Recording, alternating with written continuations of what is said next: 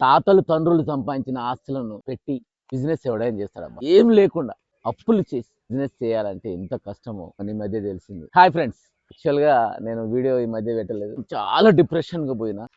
అక్కడి నుంచి కొంచెం ఎందుకో ఇంకా నాలో నేనే మోటివేషన్ అయ్యి, మా అబ్బాయి అట్లా కాదు డాడీ, మనము కష్టపడితే ఆ తరాలు బాగుపడుతుంది.